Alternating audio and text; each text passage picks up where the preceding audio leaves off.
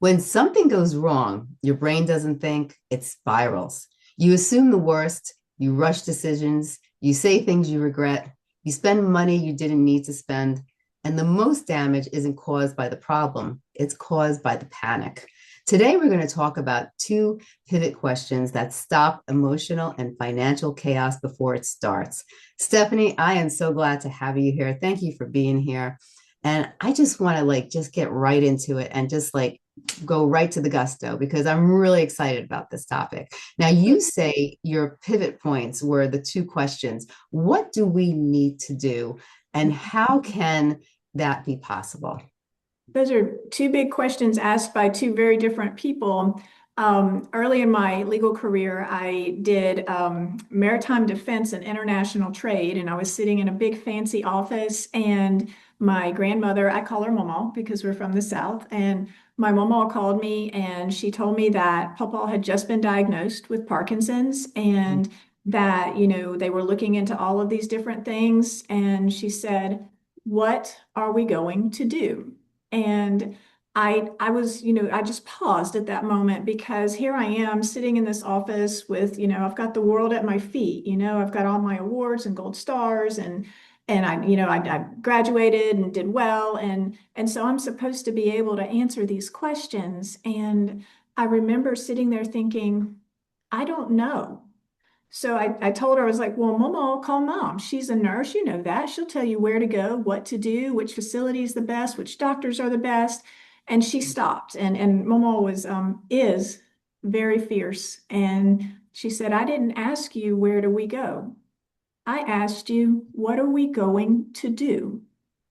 And at that moment, on that day, for the people who mattered most, I didn't know.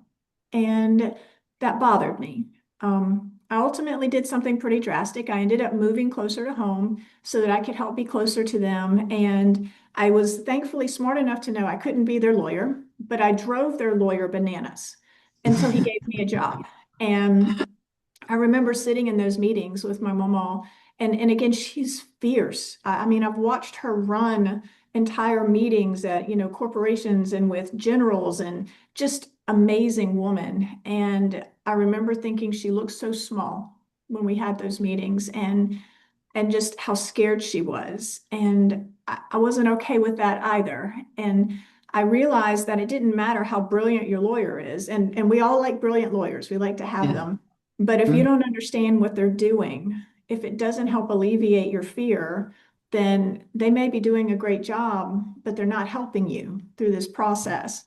And so that changed my practice and it changed how I worked with my clients to make sure that we were very clear about what we're doing and why we're doing what we're doing. And I remember sitting down saying, I just want to talk to you because I like to talk to you. I want to know what's going on, at home. Tell me about your babies. Where are they going to school? What are your worries? Yeah. Bring it all to me. And I'm not going to charge you by the minute or by the hour. Just talk to me. And Right. let's figure out what really got you here so that we can figure out what to do. And then if we build a plan together, then we're going to talk about this is what it really is. I can use big fancy legal words, but if you don't know how to pronounce them, it doesn't do you any good. So this Right. is a letter to the court, or this is, a document that says who can act for you. And it changed everything in my practice. And that practice grew and grew. And at one point, we did an estate plan for a client that we knew he was going to pass. He had cancer. We knew he was going to pass. And we built a plan using the life insurance that we knew he had. And we needed that life insurance, every dime of it. Right. And when I got notice that he had passed away, his wife said, interesting, the insurance sent me a letter and this check that's a return of premiums. And I said, Yeah. well, wait a second. What do you mean they sent you a letter and a check that they gave you the premiums back? You need that money. Where is that money? And she Right. said, funny enough, they just said they weren't going to pay it. Mm. And I remember sitting there going, how can this happen? What do you Yeah. mean? That doesn't happen. That's not how life insurance works. What are you talking about? And Right. that was one of those pivotal moments where, I'm sitting and practicing with my husband, he's my law partner, and he's like, well, this isn't okay.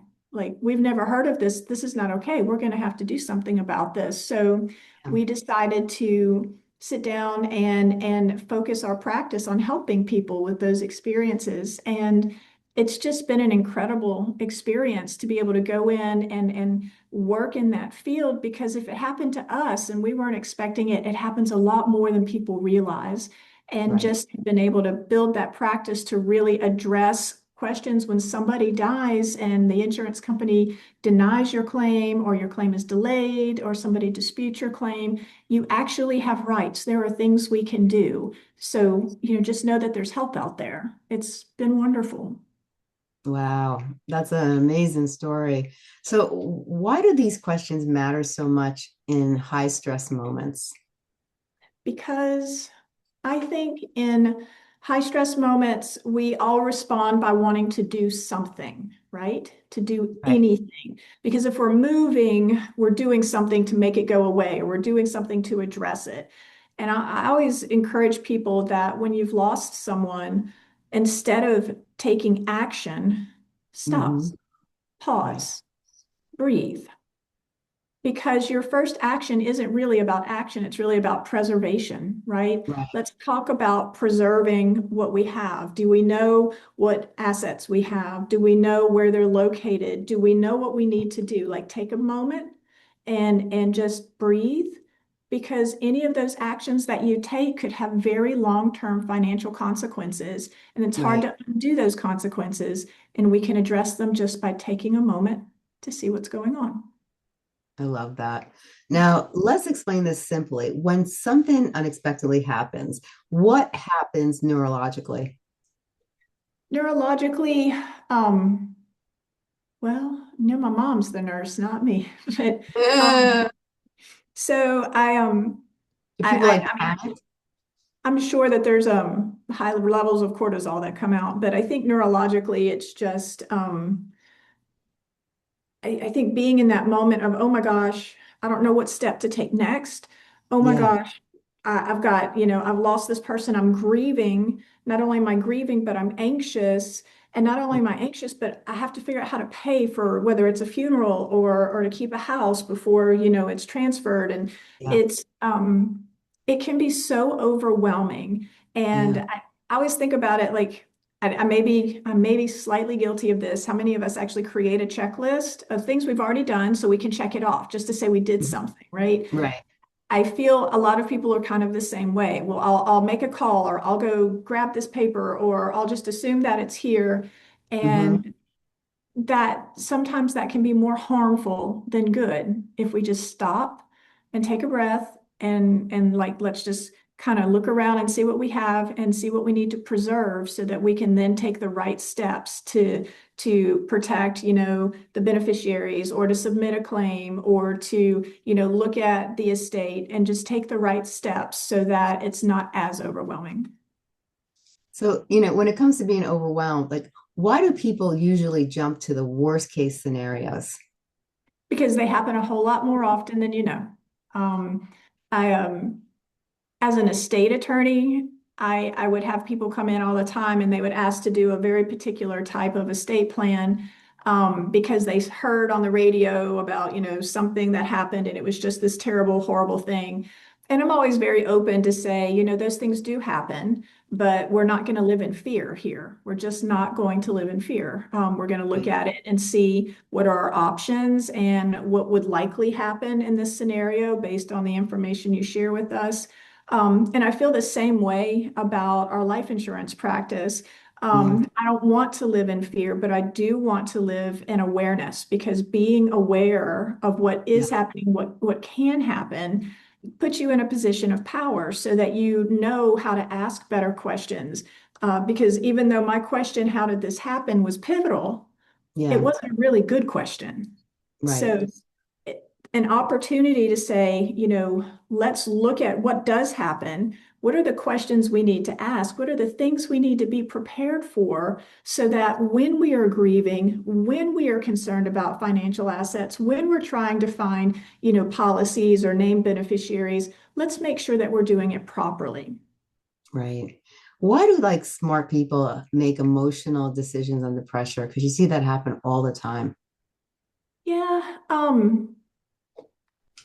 I wish I knew the exact answer for that. I wish I did because I'm one of those people, as an adult and especially as a parent, I've had to learn to come back and say, okay, wait, I'm going to take a step back and before I say anything, because I know if I say something or do something, it could be harmful to my Yeah. relationship with my child or to my relationship with, opposing counsel.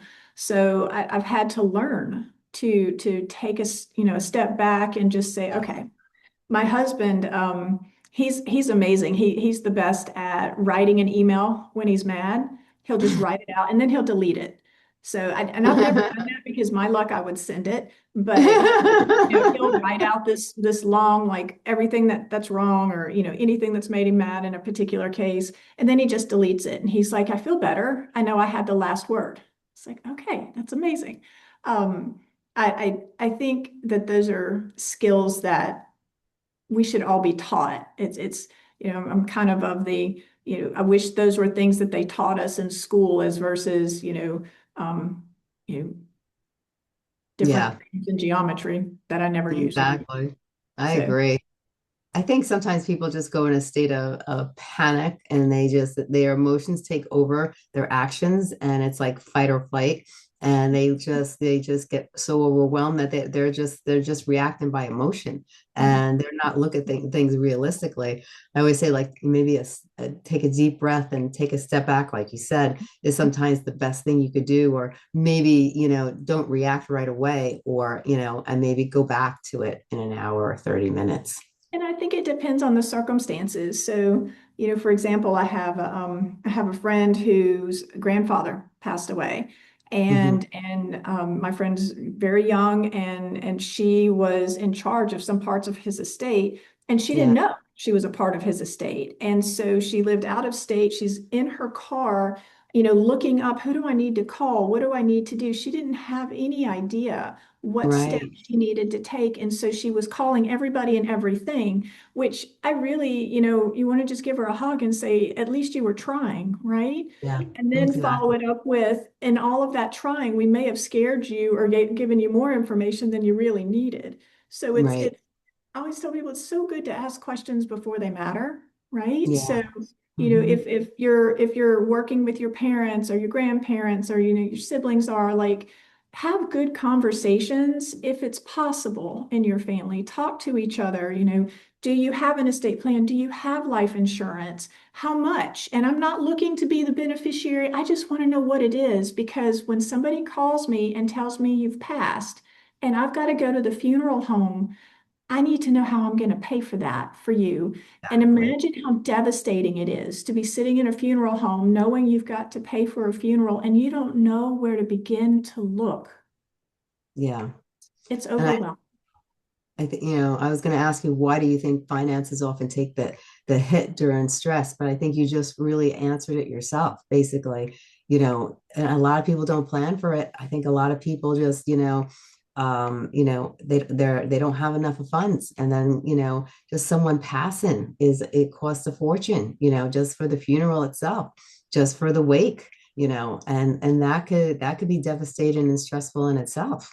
Absolutely. The expenses associated with an estate, handling the property and then also handling like funerals or other expenses, they can be significant, not always, but they can be.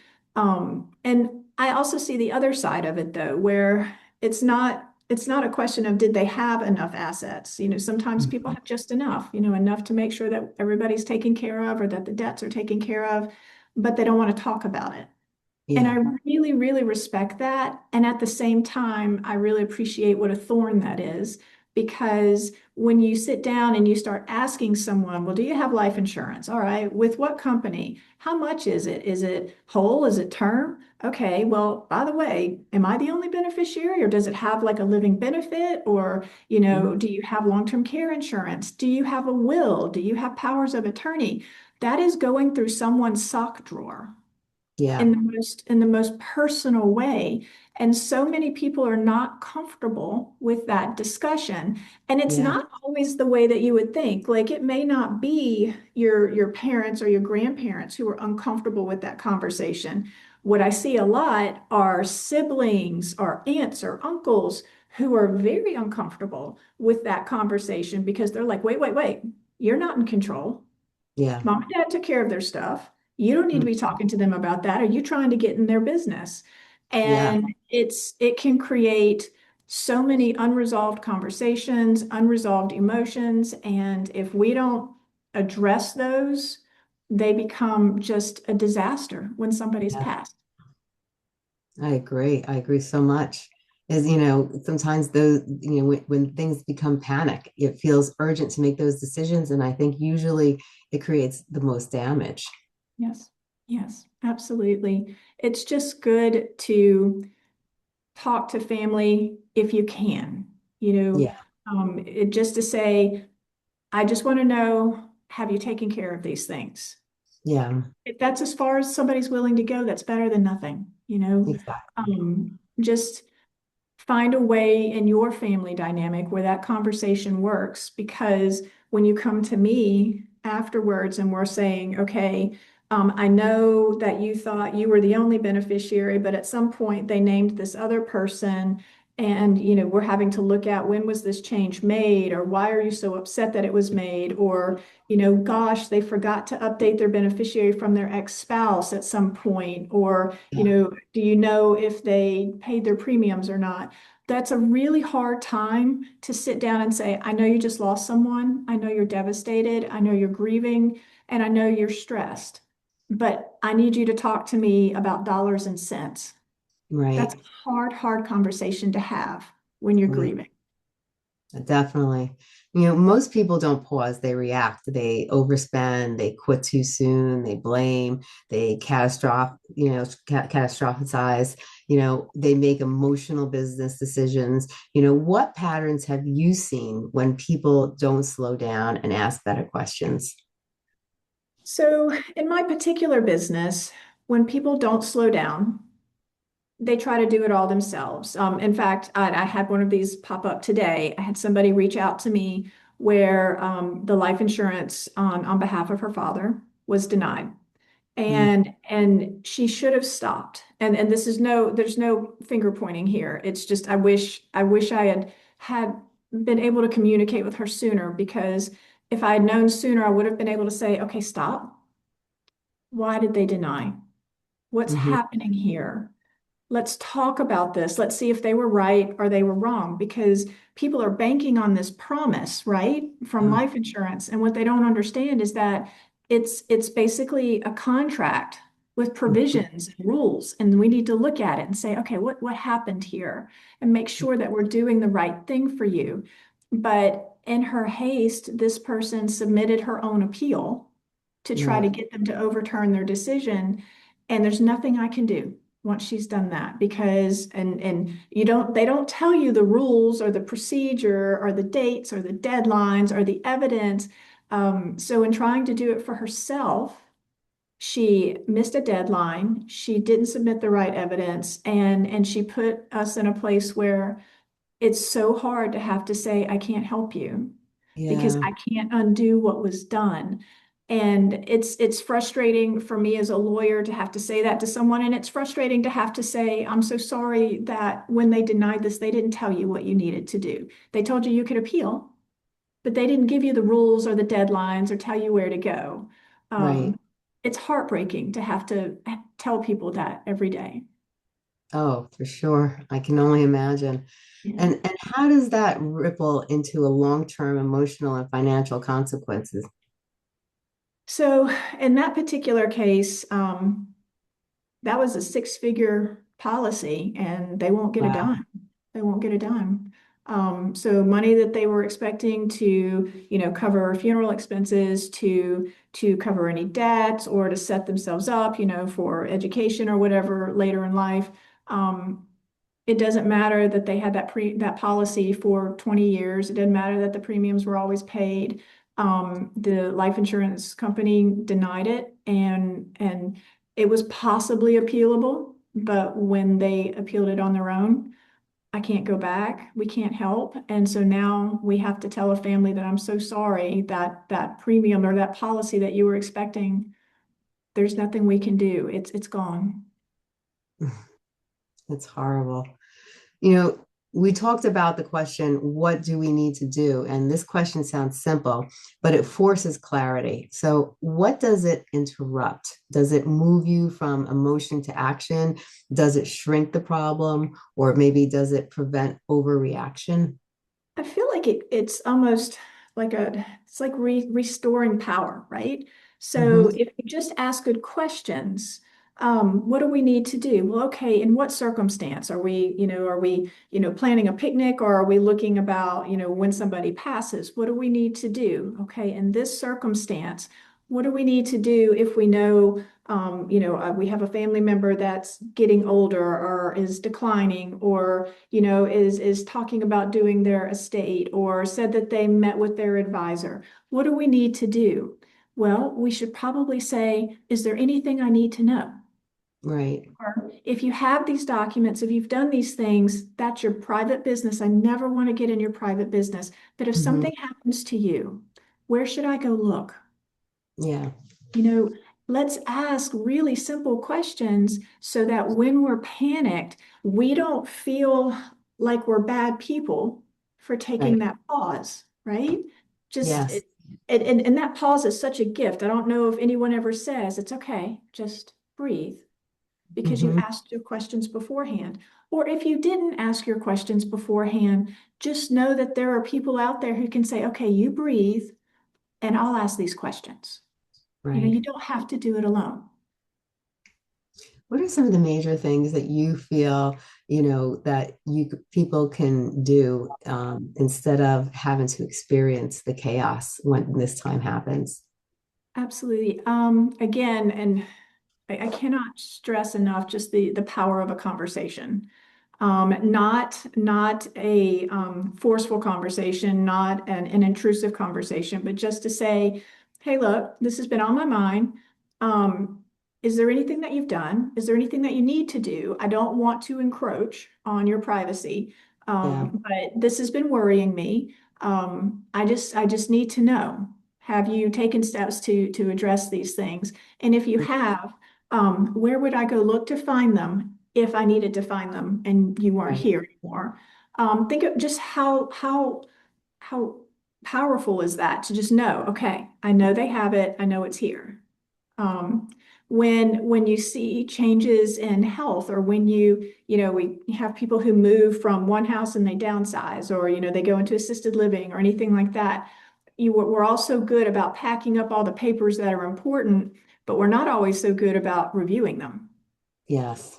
That's a good time to say, after we've finished this move, here's this box of papers. Let's just kind of flip through it if you're comfortable. We can do it together. Or, do you want somebody else to be there with you? I just want to Right. make sure that not only do you have the documents, but they still say what you want them to say. Right. Oh, so Absolutely. true. And And it's silly. I wish I could tell you like something, you know, something better or more, shiny than just have a good conversation. yeah. But that could change somebody's life. Just Oh, saying, I asked a good question, and being, very open about it. And if they don't respond the way you like, then that's okay. That's their choice. right. Just knowing that you tried. Communication is key. It is. It's so important. And like you said, just knowing that you tried, knowing that you made the attempt, and hopefully they will react in a way that will, bring some, closure and positivity to the situation. Okay. And Absolutely. I and love, how, go ahead. go ahead. No, go ahead. I love talking to people. When I've done estate plans, and they'll name, like, if they have three children, they'll name their oldest, their middle, then their youngest in order. Or they'll say, well, I have to do this the same way for all of them. Or they'll name one child but not the other child. Right. And my my rule of thumb is to say, you don't have to tell anybody anything. You do Right. not. That is your right. When you buy your life insurance, when you name your beneficiaries, you don't have to tell them. who you Mm. named as a beneficiary. You don't. Right. However, if you do not name people who are expecting to be named, so if you name one child but not the other two, I always feel like it's so useful, if possible, to just say, when I'm gone, I've done Mhm. an estate plan that's based on what I want, or I've Yeah. made these designations and they are absolutely representative of what I want. And all you need to know is that I love you. Hmm. Even if it's not what you expect, I did what I did because I love you. Yes. And that is probably one of the greatest gifts a family member could give, is to say, just let them know. You may not like it, but that's okay. It's my stuff. I get to do what I want with my stuff. But you need Yeah. to know that I thought about you and I thought about who you were and any of the problems or any of the successes that you've had. I've thought about where you thrive and where you struggle. I Hmm. thought about you when I Right. did this work. And how should someone, ask in real life at home or in business, like how should some of the questions be asked? I really think it depends on family dynamic. Um, you know, in my family, I'd probably sit down with a glass of wine and my grandmother and go, I'm your favorite, right? So, um, and she would say yes, maybe, depends. Um, with my mom, that's like my sister. We sit down and say, all right, here's mine. Let me see yours. We're good.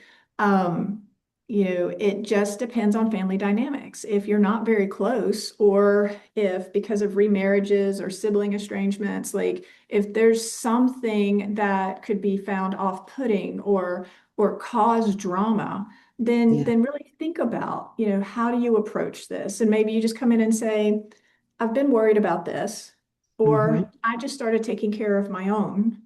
Right. Um, I just want to make sure, have you done that? And again, if you don't want to talk about it, that's fine. It's been on my heart. It's been on my Yeah. mind. Whatever works in your family, just have a conversation. You don't have to sit down with a notepad or a checklist. Just talk. Say, what's Right. going I like that. This one is powerful because panic usually says, that's impossible. This on? will never work. We're done. What happens when someone instead asks, how can this be possible? What does it, open creatively? It just kind of allows you to see broader, right? To Mhm. just kind of um, walk in with a little more confidence and to say, I'm doing the best I can here, and I'm asking because I love you, not because I want from you. It gives you a little more confidence. It gives you a little more room to just take that deep breath and Right. know that you're making those efforts. And I've seen families who just assumed that something was done. They assumed that, mom and dad took care of everything, or they assumed that they updated beneficiaries, or they assume the paperwork is in the filing cabinet. Right. Those assumptions are the most expensive assumptions they've ever had. Hmm. And I just think one simple question, what's been going on, or have you done these things, could really save a lot of drama and a lot of trauma. Oh, for sure. Now, does it shift the mindset from victim to problem solver? That's a good question, and I would like to say yes. But I don't feel comfortable making that a blanket yes, because I think there are some people who love to play that victim role. Yeah. And no judgment there. It's just, I think there's some people who, when they ask the question, they're not asking it so that they can be a problem solver. I think some people are asking because they really just want to know, are they going to get the money? And if Right. they don't get it, then we've reinitiated that victim status on a whole different level. Right. So I think the purpose for the conversation and your ultimate goal for the conversation really determines if you become a victim or a problem solver. Go into it with I just need a little bit of guidance on, if Right. something happens, what do we have? Where do I go? As versus, how much do I get when you die? Right. Exactly. Now, these questions, like walk us through how these questions actually change outcomes for people. So a good example is, hey, have you met with an estate attorney? Have you done your estate? And a lot of people will say, yeah, yeah, yeah, I have a will, and my will says what happens to everything. And a lot of times there's people think that a will says what happens to life insurance, and that's completely wrong. It's completely wrong. Life insurance has beneficiary designations, and those beneficiary designations trump a will. And Hmm. so if you were going in and they're like, yeah, I said everything goes through, my will and everything's handled. A good question then is, okay, what about your beneficiaries? Did we update your beneficiaries? Where would you have beneficiary documents? Do you still have this from work? And if so, is it now your personal plan or is it still a work plan? Who would I call? Right? Right. And these are just they're like nice little prompts to say, let's make Hmm. sure that it does exactly what you want it to do. And even if you're not talking to me about it, find Hmm. somebody that you're comfortable talking to. And let's make sure, is it doing what you want it to do? Right. I've been that person who's had those conversations with family members over and over. Sometimes they have their kids there, sometimes they don't. And it's Right. fun. I've actually had people walk in with Walmart bags with like all of their papers. And I remember this family so well. They came in and they were like, we think we're broke. And they dropped all of their papers in front of me. And I got to call them like 2 days later. And I was like, congratulations, you're multimillionaires. Like you saved. I'd like to be adopted. But, they, but they were just, they knew they needed to look at their stuff because their kids had started asking some questions, have y'all done what you need to do? And we were looking at, okay, do you still have this life insurance? Okay, you do, but wait, because of your age, the amount dropped. Did you know that? Your beneficiary, oops, it was your ex-spouse. We should probably fix that. Or, hey, I noticed on this one you named, three of your grandchildren, but you have five. Did you just, forget to update that, or do you just not like two of them? So Right. it can be a good conversation, and I'll share something that my mom did with us when she was getting all of her stuff together, and I have to just give her so much credit for this. She sat us down at her kitchen table, and she was like, "All right, in this house, what do you want?" She made everybody, my mom, my uncles, my aunts, my cousins, like everybody had to say what they wanted. And I wanted a particular jewelry box, not the jewelry, just the box. Yeah.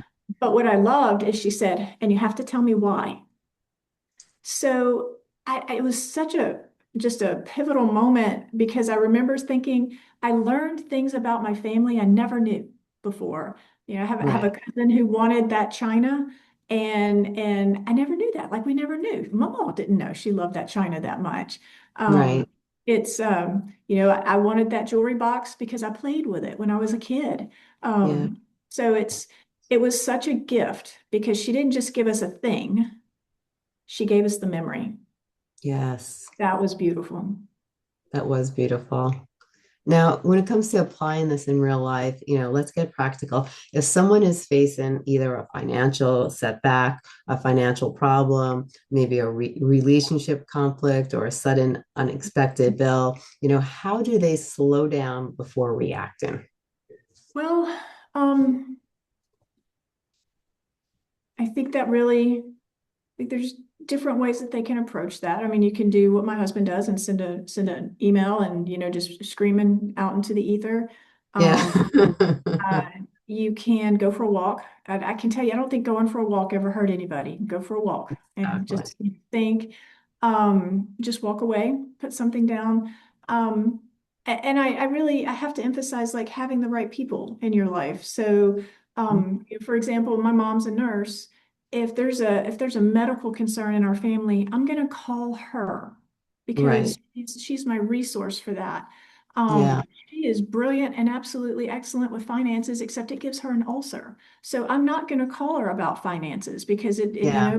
I'm going to have to give her some Tums to go with it. So look at your people and assess, whether it's a professional in your life or it's a family Yeah. member.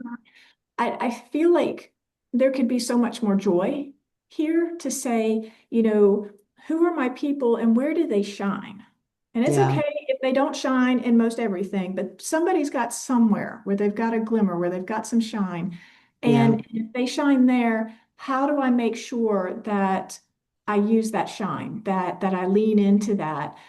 For my mom, she's amazing with medical facts, so I'm going to lean into that. But I am not going to call her and ask her about, my financial statement. Now, Yeah. my mother-in-law is amazing with that. I will call my mother-in-law, maybe. Yeah, I'll call my mother-in-law, and she'll lean through that, and kind of Yeah. talk me through and explain everything. You just find your people, and again, it doesn't have to be family. Find Yeah. whether it's a lawyer or a CPA or your person, your waitress at the restaurant who's really smart and could probably just calm you down. Just Right. just find your people and lean into where they shine. Right. Now, for you, like, what's your 5 minute reset that you may do on your own self? Oh boy. I go for a walk if I have a 5 minute reset. Um, I do love to go for a walk.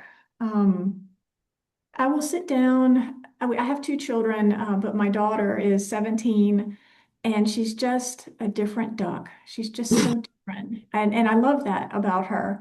And sometimes I'll just sit down and just kind of throw it all out there because I Yeah. know she's not going to see it the way I'm going to see it. And Right. and even if I don't agree with her, she gives me the courage and the time to think differently. Yeah. Um, and then at the same time, I lean into where other people shine. My husband is amazing at knowing how to strategize and knowing how to take a problem and break it down to its pieces so that we can have a way to move forward. Right. If I ever feel stuck, he's my person. And he's gonna, Yeah. show me, not just do it, but show me how I can step forward and move. Um, that's I think that's what every professional is supposed to do for their clients, whether you're a financial professional, a legal professional, just a medical professional. We know we're looking at it going, these are the problems, and here's the things we're going to do to walk through it and just Yeah. kind of break it down one at a time. I like that. Now, when it comes to like, relieving stress, is there like, when you say you sometimes like you might just be totally honest or say it out loud, is there like, is it the honesty that you take out, or is it just, it's saying whatever's on your mind, or do you just like say how you feel emotionally that makes you feel better? Um, well, with my daughter, sometimes I'll just say it however I want to say it, and she'll laugh, and I make sure she's not recording my conversation, right? But she's someone I can just be like, okay, I just need to like blah, throw it out, and Yeah. she listens. Same with my mom or my husband. I know, thankfully, I've never received any of my husband's, emails because he deletes them, but I it's everything up there, and then they are, deleted, never sent. I tend to like journal a lot, and so I'll write things down on paper. I really always, I think one of the things that is good about me and terrible about me, at least my kids love it and hate it, is that Hmm. I can usually see both sides. So I can see it now where I'm thinking about times where I wrote down all the things I was mad about or, what was happening here. And then on the same page, I was saying, but I understand why they think that or how it got this way. And it just drives me crazy, right? Because I just want to be Yeah. mad, but I can see the other side. But it's been a really fun experience because then it allows me to say, okay, I just put it out there. I said what I feel like I want to say. I do try to Yeah. understand. Now, I still don't like what's happening, but I do try to understand where they're coming from and, try to find the positive. So I'm always very solution oriented. So what's the good? How can I learn? How can I make Right. this better? I love that. Now, have you ever heard any stories from your clients how they deal with the stress of when these things occur? So, yes, but I think what happens a lot of times, particularly in our practice, is when someone passes away and then, there's those denied, delayed, or disputed life insurance benefits, all of a sudden they're coming in saying, well, wait, we didn't expect this and we don't know what to do, or my gosh, there's family drama that was unresolved. and I'm frustrated and I'm scared. And a lot of times they put all of that grieving or that fear, it's almost like they put it on hold so that Yeah. they can focus on the process to do what we need to do. Gotcha. Hmm. And then when we're done, like there's this huge wash of relief, but at the same time, it's like I have one client in particular. I just adored her, and I remember telling her, "You're gonna be okay, but now you need to grieve. We need to make it through this and just take a breath Yeah. and grieve." So it just depends on the circumstances and the families. Um, I wish I had a one size fit all answer on that one, but you just Yeah. love them and help them the best you can where they are. I agree with you. You know, now when it comes to training yourself before crisis occurs, you can't, wait for the disaster to come, and I know so many people who wait till the disaster to practice the calmness, to practice, getting everything in order. How do you build this muscle in advance? Always good conversations, good questions, right? And Mhm. and to their credit, there's a lot of people who didn't avoid a disaster because they just didn't know one was coming, right? Yeah, So it's very and true. there is no shame in being unaware because if you don't know what questions to ask or someone's not willing to talk to you, then that's just part of life. Now we just have to take a step back and say, okay, what can we do, right? Yes. But when it comes to being prepared for that, I really, again, it's so simple but so vital. Ask good questions. Do you Yeah. have this policy? Where is the paperwork? Do we know how much it is? Do we understand who the beneficiaries are? If I needed something, where would I go look for this in your home? Is it in your home? Yeah. Is there anything in particular you need me to know or want me to do? Good questions. You may not get the answers you like. You may not get an answer at all, but good Yeah. questions can solve a lot of problems. I like the fact that you mentioned journaling because maybe during this shock mode, especially Mhm. like you mentioned, so many people, I've heard story after story of people who have lost a loved one unexpectedly out of the blue, never planned because there was no symptom and it just happened. You mentioned journaling, I think that's so important that, while this traumatic event is happening, maybe take some time, maybe try to put on some calming music, open up a notebook and just start writing to get those emotions out, so maybe you can try to release some of that panic and those emotions that are, could hold you back or make the wrong decisions. Absolutely. We have clients that I think their emails to me are their journals. It's true. Of course, I'm that person. I like to talk and that. So I'll get the 2 a.m. emails about I was thinking about all of this. And did you know 20 years ago their kids did one, two, three, four? And I love it. I love being that resource for our clients. It's a joy. I love it. Now, tell us a little about the services that you provide. So, LifeClaim is a law firm that focuses exclusively on helping families if there is a denied or a delayed or a disputed life insurance benefit when someone passes away. So, if you are, you apply for that, and then the life insurance company says, no, we need to review a bunch of medical records, or no, we don't think you're the named beneficiary. Anything that causes a pause that you weren't expecting or you're unsure about, that's where we focus and we work on it as quickly as we can to help families deal with that before it ends up in litigation. Yes. Now, where can they find your website again?